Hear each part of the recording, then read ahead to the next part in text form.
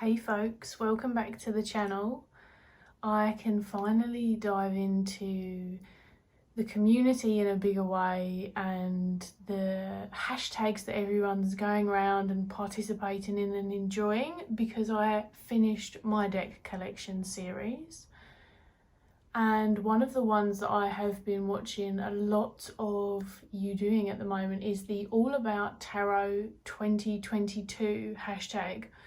I've enjoyed the process of getting to know some YouTubers better through this, and so I feel like it's a great extension for that and wanted to jump in for those purposes. Also, to get back in the swing of things, I believe that it was created by Simon. I first saw it on 𝗳𝗿ecie𝗺𝗲, I believe, so shout out to Jess. And I'm just going to jump right in with mine. The first question is my first deck and how I encountered it. If you've known me for a while, the first question, not so much fun for you, but my first deck is my Medicine Woman Tarot, purely because this specifies that it's a tarot tag, otherwise it would have been my medicine cards. I was first familiar with my mum's copy of this deck, and then she later gifted me my own, which was pretty cool.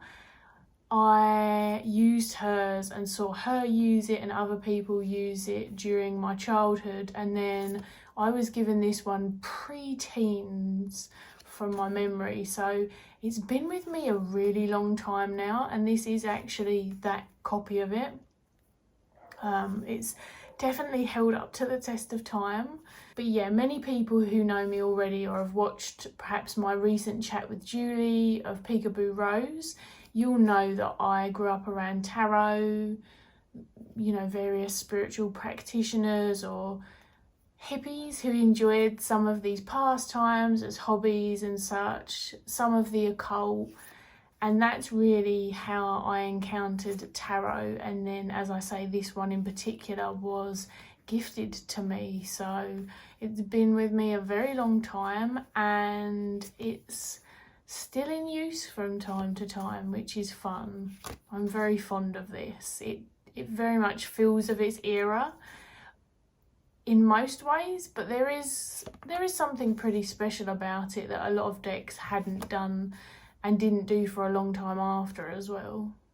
The next question is, what is my last deck, so my most recent one, and how have my tastes changed since my first? Which is definitely a two-part question, right? This was gifted to me, but it was very much on my wish list. It is the Naturescapes Tarot, and the lovely Laura of Aquamarine 18 gifted me this. And it's a stark contrast between what was a very people-centered deck to one void of humans altogether. I kind of love that about this deck though. It really gives me room to breathe and I suppose place myself in whatever scene or eventuality that makes sense. Not that there's not the ability to do this with other decks, but I've spoken in the past sometimes about how I find people in decks can be more distracting for me than helpful. It's not always the case, but it's why my tastes are so particular in that realm. You'll know this if you watched my recent 𝗺cie𝗿𝗄𝗄 deck video. In regards to my tastes changing, that's quite an interesting question, because I'm not sure whether they've changed so much as I've kind of been able to both expand and refine them. I still really love and enjoy and read with my Medicine Woman Tarot. However, undeniably, there's far more variation in the market now. Art choices, inclusions, all of this has evolved pretty monumentally. So it makes sense that I would refine my tastes both in the systems and in the visuals. I do tend towards more people-less decks. I enjoy very pippish decks, very scenic ones or animal-based ones.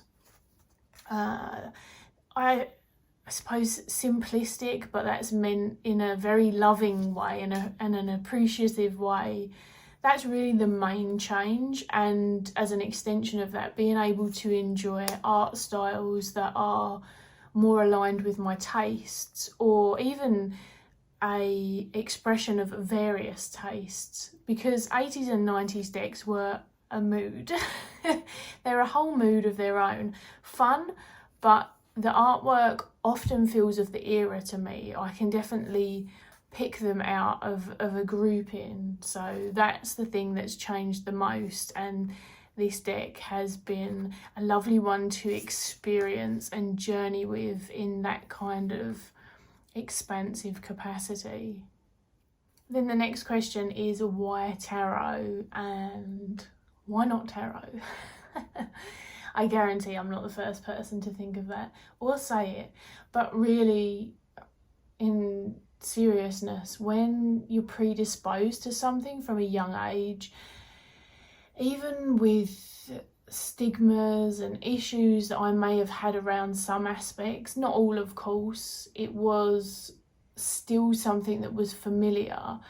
It was more of a possibility, I suppose. I was gifted them in the same way that I would have been gifted a book or a set of colouring pencils, and in that way that normalised it for me. I did carry the pains of some spirituality crossovers.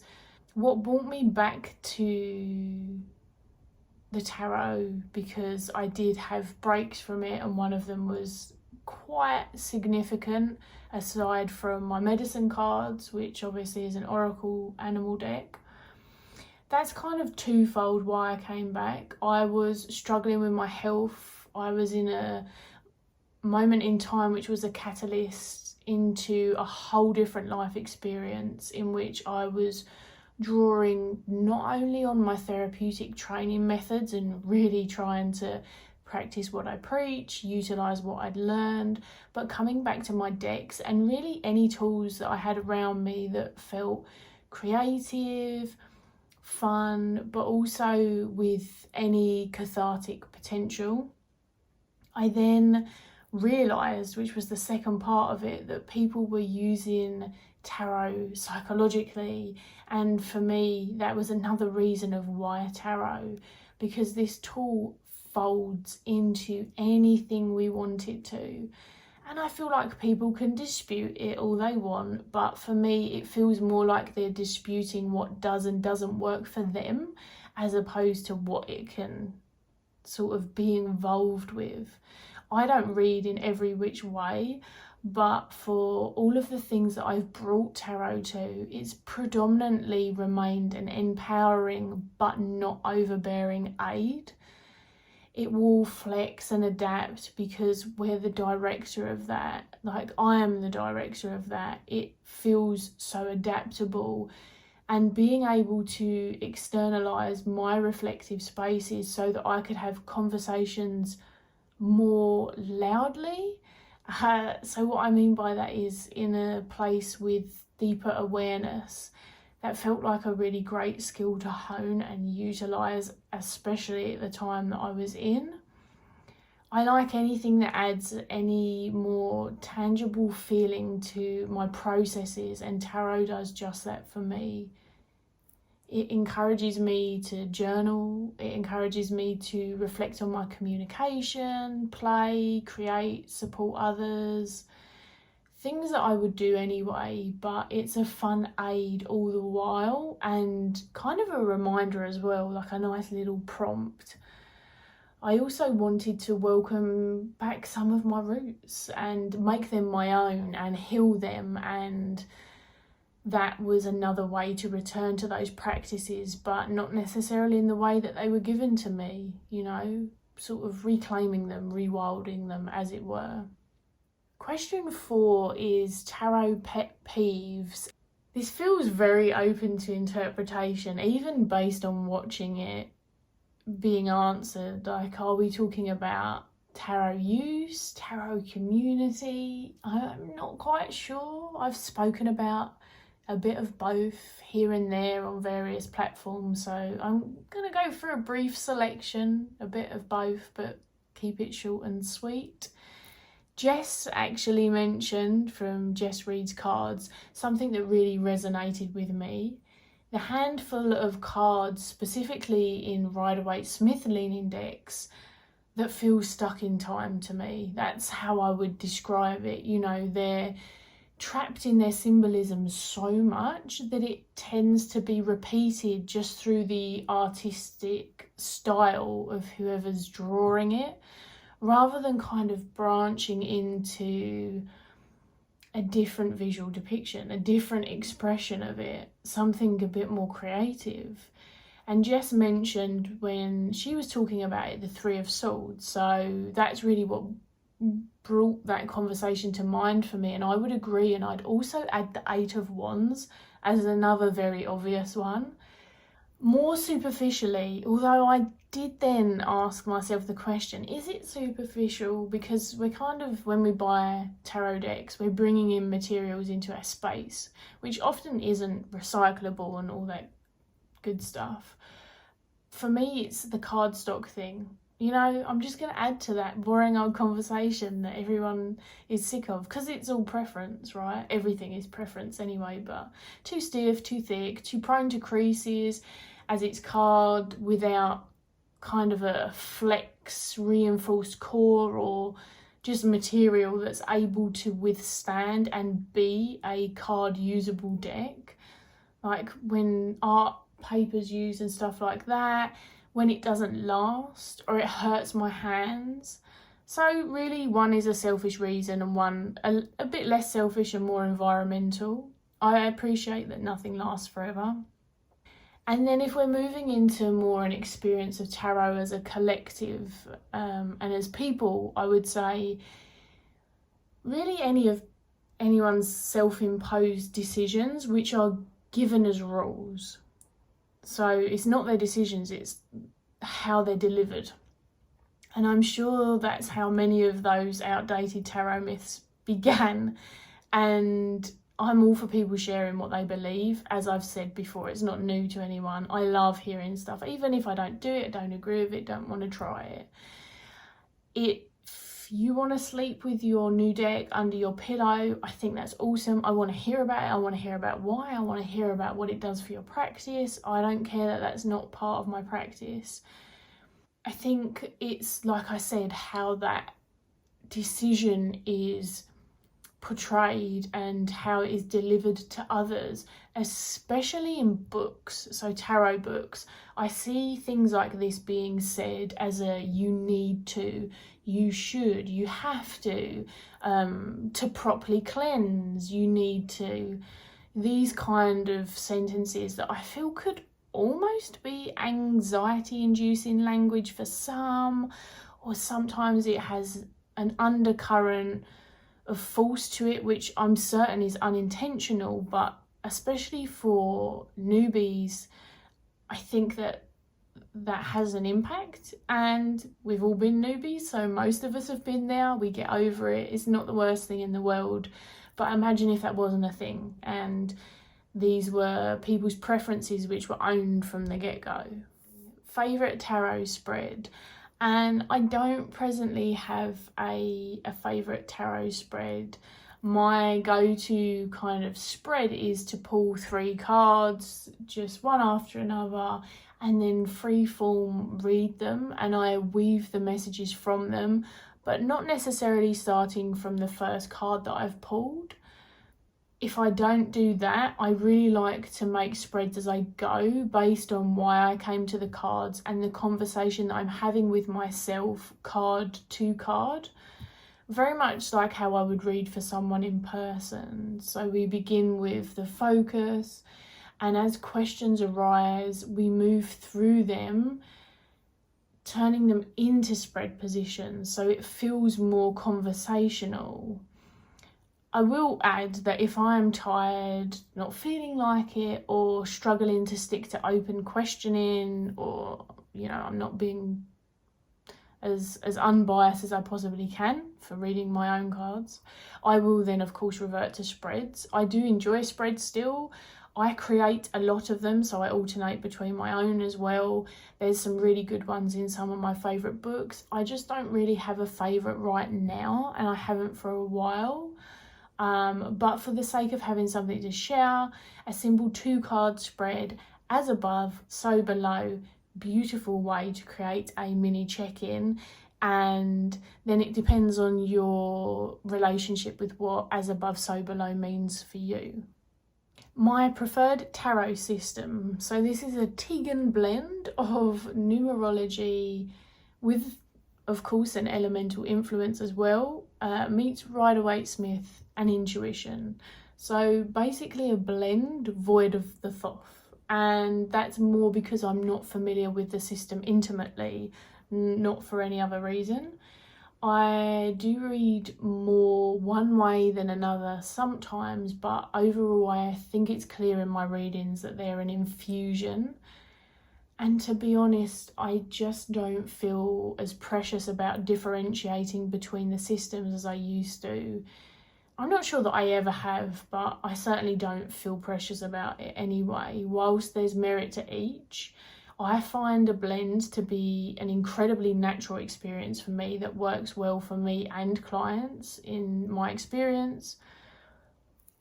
So I just think it depends on the person. Of course, then there's the layers I add to this on top of the systems as well. So even if someone was reading as a purist in one system, it's going to have a flavour from person to person, right? So that's kind of my blend and flavour. And then the next question is tarot rituals. And I'm sorry, I'm rather dull at the moment. And I have none that I feel that I need to do or that I even want to do regularly before pulling my cards for myself or others. That's not to say that I don't go all out sometimes, and you've seen my altar, like I set the scene, I get super ritualistic and fancy.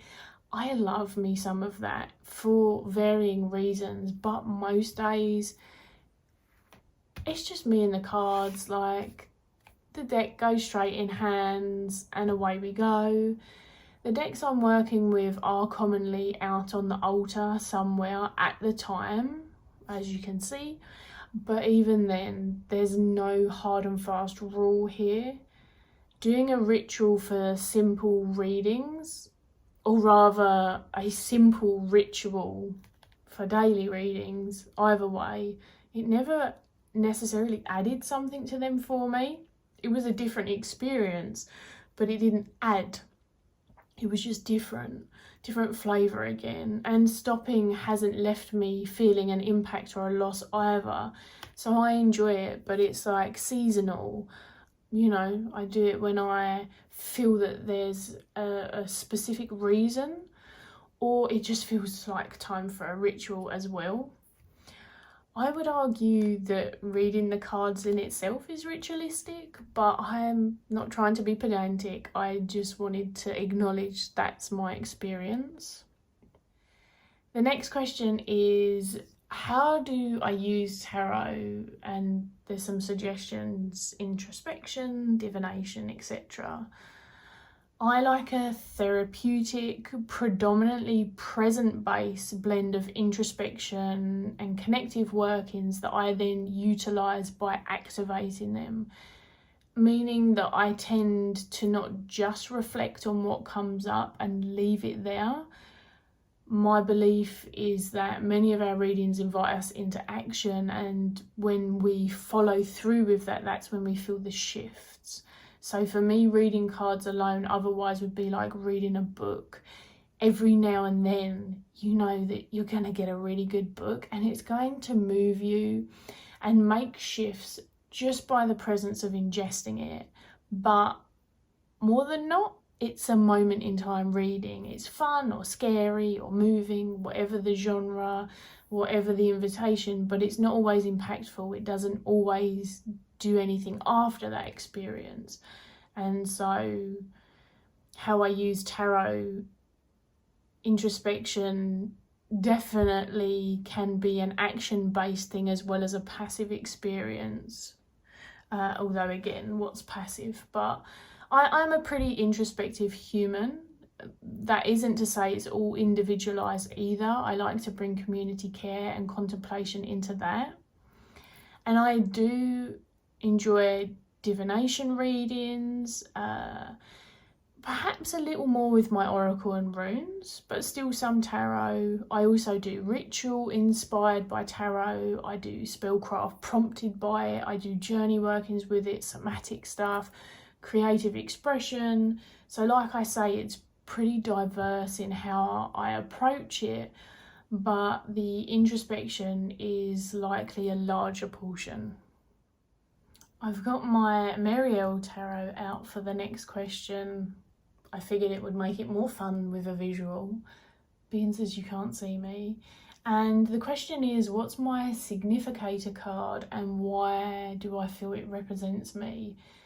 I will caveat this because it's a big caveat as well, and say that this changes for me and sometimes I can't even commit to one. And I don't mean just that I can't commit to one more instead of like 2 or 3. I just simply can't commit to one at all. It's something that I wasn't brought up considering, so this was more of an adult invitation that came from social media tarot land, to be honest. But in the recent years, I've been given the Page of Pentacles as a significator from my decks, and not asking. I have had this card over and over, and I am talking 3, if not more years. It came through continuously, and during that process, probably about a year in, I realised that this was a very personal space for me, and a long road one too. Not because I'm ignoring something that's coming through the cards, because this is long-term work. So I've accepted that as an invitation, as a significator, and I've lent into it. This isn't necessarily my favourite depiction either, but I do love the 𝗺cie𝗿𝗲 tarot as a whole. But I would say as well, if I'm in a space that I'm particularly comfortable with, because this isn't as comfortable for me, right? If I am in that comfortable place, then I would say that the King of Cups is definitely one that I resonate with a lot, that I feel, that I see. To me, this has a very therapist place as well. Like, I don't know, King of Cups always did remind me of the psychotherapist. It just has that vibe for me, but not that that's just the only part of who I am. My expression of the emotional realm feels particularly King of Cups, more so than it does any other embodiment from the rest of those cup courts. Hopefully that makes sense. Over the years, I have seen others come and go. It's not so much that I'm saying that my dominant personality is constantly changing, but it's really more about what I'm aware of and what I'm leaning into as a process. So I don't necessarily think how I see my significator is how someone else may experience me either. And that's likely why I have a weird relationship with them and have essentially remained slightly non-committal in answering this question.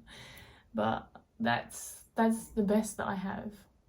So my most expensive tarot acquisition. This is always a funny one to me, that we want to know this question. And I don't mean that from a negative judgmental space at all. I find it curious to think about. It's a curious question for us to want to know, right? But anyway, I am answering it still. I'm not anti the question, just more intrigued by the question. And this is the first edition 𝗺𝗿𝗲 tarot, and this was purchased when it was originally out, and it was stocked at Little Red Tarot, which is a UK-based shop, so yay for them stocking it. Its bamboo box outwitted me. I'm back. to me it's more like a plush coffin. Maybe that's just my morbid sense of humour. But back to the 𝗺cie tarot.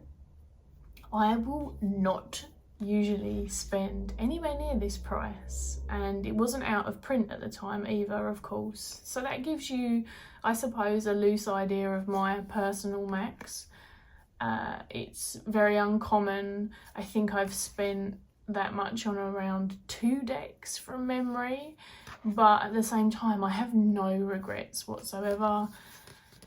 The 𝗺cie tarot was a special exception that I adore. I waited on this one until I was really certain because of the price. I don't think you can ever definitely know, but you can try and be sure. And when I felt like I was certain, because I did, interestingly enough, have some adverse experiences to several of the cards originally, which I now love, which is funny. But when I was ready, I asked for this for either my birthday or Yule. It's one of the two, and honestly it's my favourite animal deck. You'll probably know that. I have the 2nd edition as well, although the 1st edition is my favourite. This one fits in my hands better as well. Aside from the cardstock feeling kind of like a punishment on my hands, this is a gem and definitely a present well chosen, money well spent, in terms of tarot land at least. Still on the decky questions, and the next one is Unicorn deck, the deck that's hard to find. This was another one that felt quite open to interpretation. I saw people go either way with this question, so I don't know if this meant one on my wish list or something I already owned. In regards to my wish list, nothing is jumping out at me. I'm quite forgetful nowadays, but it's not coming back to me. I don't think that there's a unicorn or whatever deck out there for me. I've kind of been incredibly lucky to get my unicorn decks already. I have one of them with me, as in I've got one of them to hand, but another of my unicorn decks would be my Animal Wise Tarot by Ted Andrews. Oh, this is here, shout out, I know this isn't tarot, but Oracle, my medicine cards just for today, definitely a unicorn deck.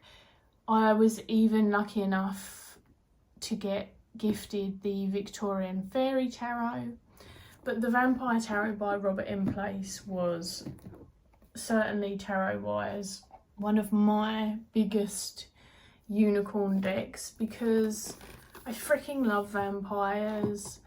I'm particularly fond of Bram Stoker's Dracula, which is heavily infused in this deck. You've got Nosferatu. It's really well thought out. That was a big deal for me, and the book is so good. So this was one of those unicorn decks. I spend most time with this deck, if anyone's curious, in autumn to winter, definitely the transitionary period, because the beginning of autumn is still quite warm here, and I'm not opposed to using this in the warmer months, but it's certainly, my state of mind is just very different. My experience is very different. So it's not just because Halloween and Samhain is around that time as well. That's just a fun bonus. But yeah, I've been incredibly lucky. I searched for this one for a very long time because, one, they're not easy to come by anyway, and two, if you've got a very strict price range, then you're not going to get them anytime soon. It took me years, but my wish list remains pretty concise nowadays, and I think that that's why. It's because I have much of what I always wanted. I would like an original copy of the Mythic Tarot, as I grew up with that as a kid too, and I had my own copy bought for me, so same deal. I used my mum's and then she bought me one, and when I was a teen I lost the card and now I no longer have the deck. So I would like an original. I don't like the new version of the artwork, but I don't know that it's a unicorn deck. That's not how I would describe it. It's nostalgia. And the thing is, I will never pay what people want for it, so it's not gonna happen. 2 more questions to go. What's the most important lesson the tarot has taught me?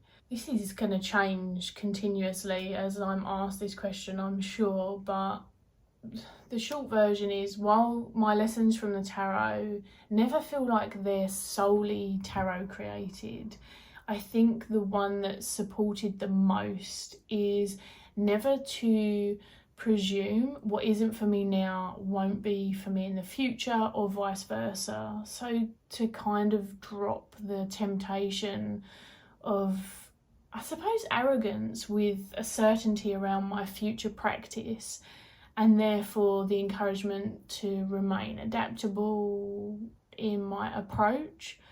I do think the years with it have shown me how versatile it is as a tool, as previously mentioned. So it's kind of a homage to that. That's the lesson that comes to mind right now. And the final question, which is great because it is very warm in this house, even at this late hour, is tarot dinner party guests. And then it says 1 guest of honour and 2 other guests, dead or alive. I'm not great with parties anymore. Not that I ever was massively, but I'm definitely not. I love being one-to-one with people. I'm clearly greedy. Maybe that's why being a therapist works for me on that level, but I would, as I was thinking about this, because I heard some lovely answers, I would love to meet with people whose work or courses or just what they share has been something that I admired, and just chit chat about tarot and life in person. Yeah, I'm assuming this isn't a video party, but either way I'll take it. That would be amazing. So if I'm going to take that stance, and I'm not going to name all of them, one that pops to mind is Lindsay Mack. Like, I've enjoyed a handful of Lindsay Mack's courses, parts of her podcast. That would be fun, right? To just talk whatever. It wouldn't even have to just be tarot, but of course there would be some. Otherwise, in all honesty, my most cherished tarot chats that happen and expand my experience and view of tarot as a whole, they're with my friends. Obviously tarot friends, because other friends wouldn't necessarily want to talk about it. But it's why 𝗳𝗿ecie𝗺𝗲 and I created the actual tarot podcast. I get so much from those experiences. Those 2 have been amazing to do the tarot thing with, you know, and we were doing it before we made the podcast, so it just made sense. And equally on that vein, Claire and Logan are 2 other dear friends of mine who I could and kind of do chat tarot and life with until my eyes fall out. I can imagine having amazing conversations with so many people, of course, but they're the people who I experience this with and already love that experience. So it's a kind of a cheat answer, right? But that's my answer. And that has brought us to the end of the tag. So hopefully you enjoyed my ramblings. It feels like a nice mix and probably a good way to update where I'm at with some of those questions, because some of them have remained the same from similar-ish tags over the years, and others have of course changed and adapted, just like my practice. So thank you for the creation of this. As I say, I believe it was Simon. I'm looking forward to seeing more of them, should more people engage with them, because I think I've watched a lot of them. If there's any other tags out there, give me a heads up. I don't mind the very deck heavy tags occasionally. I certainly still think there's a lot of conversation to be had when we're even just reflecting on decks in our practice. I have to say I am particularly enjoying more conversational processes around the experience of reading tarot, or, you know, that kind of aspect, as opposed to solely focusing on a deck or collections. And that's probably enhanced by the fact that I've literally just videoed my collection. But yeah, anyway, let me know if there's any tags, and otherwise I'll see you all again soon.